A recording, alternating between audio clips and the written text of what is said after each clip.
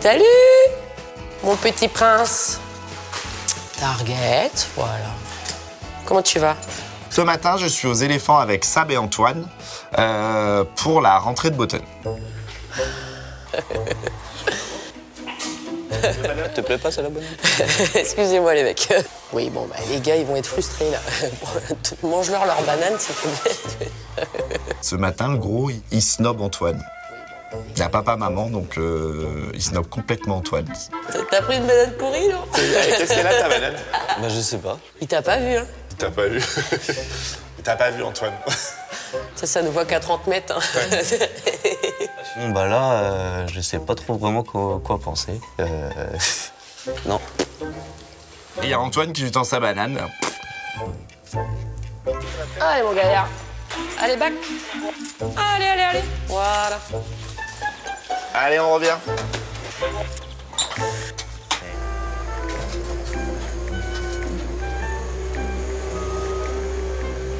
Bon, par contre, les gars, qui sélectionne le caca?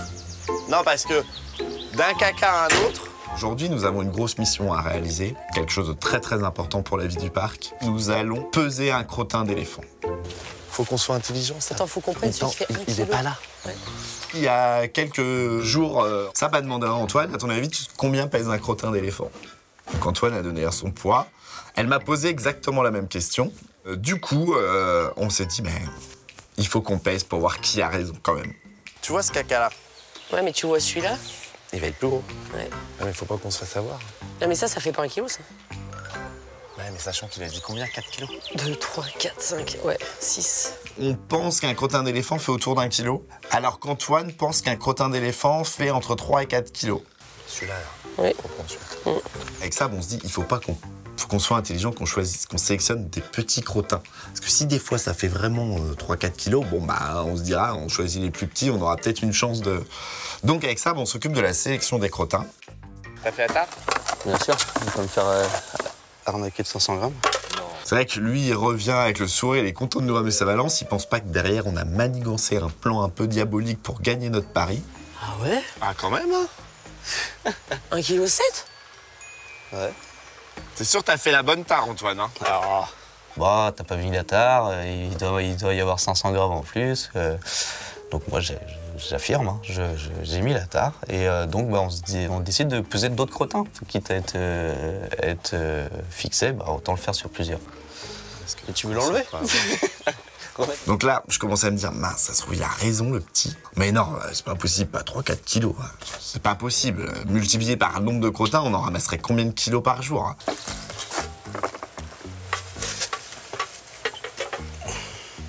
1,7 kg. 1,7 kg, et c'est pas le même. Attends. Attends, on va en refaire un autre crotte. Tous les crottins font le même poids. C'est formidable. Faut les manipuler avec précaution.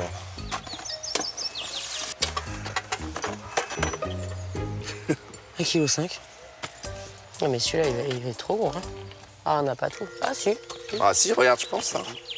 Ça se trouve, les crottins font tous le même poids. C'est-à-dire que le métabolisme de l'éléphant est conditionné pour que Botton, à l'âge et à la taille qu'il fait, fasse des crottins d'1,7 kg. Paf. Eh ben, franchement, c'est cool. Hein. Bah, on a appris un truc. Bon, bah, on n'a pas gagné, mais... Personne n'a gagné, mais Mais il fait des cacas... calibré. Calibrés, tous les mêmes. Mon pari sur 3-4 kilos était un peu gros. Botton a 16 ans et bah, il fait des crottins d'1,6 kg. Donc bah, à 30 ans, il fera des crottins de 3 kilos. Voilà. Au bout de 20 ans, on n'avait pas encore fait ce genre de truc. Ouais, non, mais on se spécialise, Ah je ouais pense. Parce que là, du coup, t'es pas pris pour un petit lapin de 3 semaines. Quand t'arrives et que tu dis, mon éléphant, il fait 160 kg de déchets. Donc, il mange 200 kg par jour. Je peux te dire, là, t'en scotches plus. Hein. Pourtant, j'en ai ramassé du crottin d'éléphant, de toute taille de crottin, de toute taille d'éléphant. J'en apprends encore sur le crottin. Je trouve ça formidable. Ça en fait du fumier à ramasser, tiens. When the bass hits the room, I don't need anybody but you. This sugar craving mess me up, find me after dark. It takes me higher every time, and I can't get enough. But I'm here with you, and it's getting good when I keep this feeling. This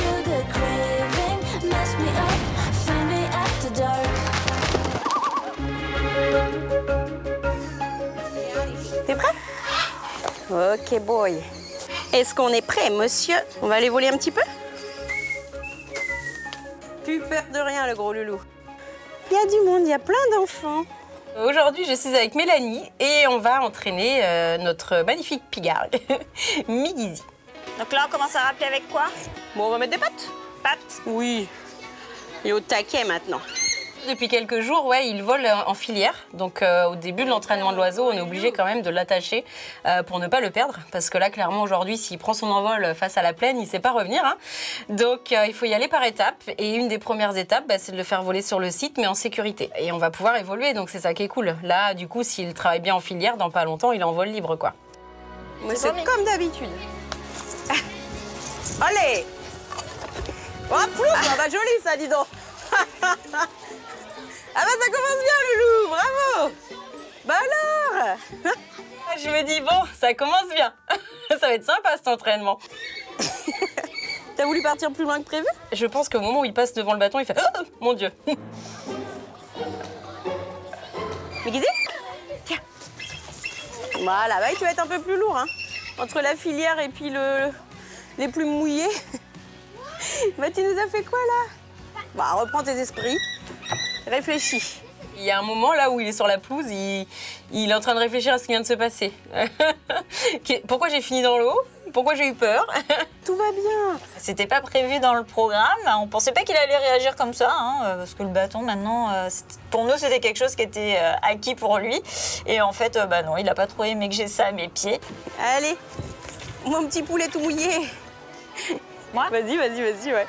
Je regardais comment il réagissait avec le changement de... Là, on va proposer à Migizi de refaire des petits rappels entre Barbara et moi, mais sans que ce bâton soit à mes pieds, qu'il soit un petit peu plus décalé. Donc, on ne lui demande pas non plus des grands rappels. On change un petit peu, on s'adapte en fait à lui aujourd'hui. Hein, et ça se passe plutôt bien. Ouais, super. Tu vois, tout va bien. Mon rappel, il est très motivé, très volontaire. En fait, si tout se passe bien, qu'il n'y a rien qui fait peur, le rappel, boum, boum, boum, il est motivé. T'as plus de force, tu tiens plus sur tes pattes. C'est un oiseau qui n'a pas beaucoup de muscles pour l'instant parce qu'il n'a pas volé encore en extérieur. Il a quand même des mousquetons attachés aux pattes, donc forcément ça fait du poids. Il est mouillé aussi, donc il est un peu plus lourd. Donc on sent quand même assez rapidement que les derniers rappels, il fatigue un peu, donc il faut aussi savoir s'arrêter. Et puis du coup, on le nourrit en même temps sur ses rappels. C'est le moment où il mange du coup. Et on arrête toujours sur un beau rappel, quoi. Respire, mon loulou. Une fois que tu as démarré, tu es inarrêtable. Hein. Bah oui. L'entraînement a mal démarré, mais ce qui est positif, c'est que Migizi s'est quand même bien recentré. On lui a laissé le temps de se remettre de ses émotions, de bien réfléchir à tout ce qui s'est passé. Et du coup, il arrive à se reconcentrer et finir sur quelque chose de bien, donc les rappels entre Barbara et moi. Oui, on est fiers de toi. C'est très bien. Oui. Allez, je te raccompagne parce que tu mets l'air tout essoufflé.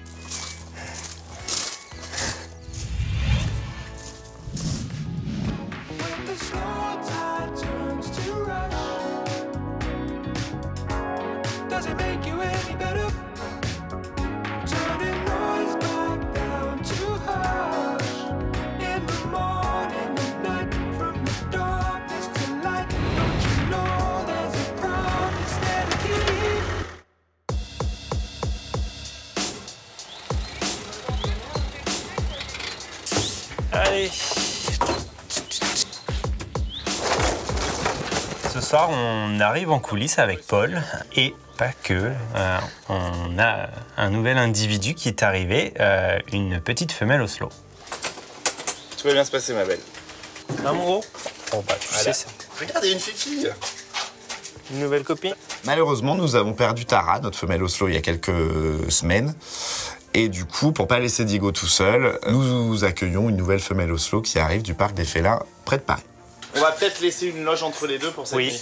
C'est un double événement parce qu'on sait que derrière il y a un enjeu. Alors même si Diego est relativement âgé, on espère pouvoir avoir de la reproduction. On espère que ça va fonctionner, donc on va s'en donner les moyens pour essayer d'avoir des jeunes dans les futures années à venir.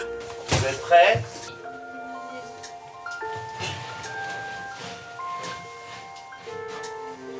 Vas-y, Polo, tout doux, mais tu peux fermer. Coucou, Mimi. Elle est toute douce, toute mignonne. Plus, elle a quel âge déjà 5 ans. 5 ans 5 ans, 11 mois et 6 jours. Ouais, donc, cette petite femelle s'appelle Holly. Elle est visiblement toute calme, toute douce. Et ça, c'est cool parce que voilà, on va pouvoir travailler ensemble dans le calme. J'espère vraiment que ça va fonctionner entre elle et Diego. Le pelage très clair, je trouve, comparé à Tara. Tara était beaucoup plus foncée. Elle met un peu de temps à sortir de la caisse, un peu timide, normal. Hein, en général, les félins, c'est pas ceux qui sortent directement. Mais une fois qu'elle sort, elle est trop belle. Il y a tellement longtemps qu'on n'avait pas eu une petite femelle Oslo toute jeune. Elle est toute fine, toute svelte. Elle est un peu encore shootée de l'anesthésie, hein, parce qu'elle a été endormie pour la mettre en caisse. Donc on sent qu'elle est un peu, elle est un peu fatiguée. Pour Ellie, les prochaines étapes, ça va déjà être de s'acclimater au bâtiment. Donc vraiment de passer dans toutes les loges, voire de passer quand les soigneurs ouvrent la trappe. Et ensuite, il va y avoir première sortie dans l'enclos, exploration de l'enclos, et très vite une mise en contact avec Diego. Elle est très grande, hein. Ouais, elle est grande. L'idée, c'est toujours qu'ils fassent déjà connaissance à travers le grillage, qu'ils commencent à se voir avant réellement de les mettre en contact. Si elle est à jeun depuis hier soir, ça fait 24 heures sans bouffer. Pour moi, elle est mince quand même, hein. ils n'ont pas pu la nourrir ce matin. Ils l'ont couchée, il était midi et demi, 1 heure, quoi. Donc, ou 1 ou 2 poussins, tu vois. Pour ce soir, on va la laisser tranquille. Je décide quand même de la nourrir un petit peu parce que forcément, elle est à jeun vu qu'elle a été endormie. Et puis, on va la laisser se reposer parce que forcément, les journées comme ça, c'est vraiment stressant et fatigant pour les animaux. On peut rentrer Diego.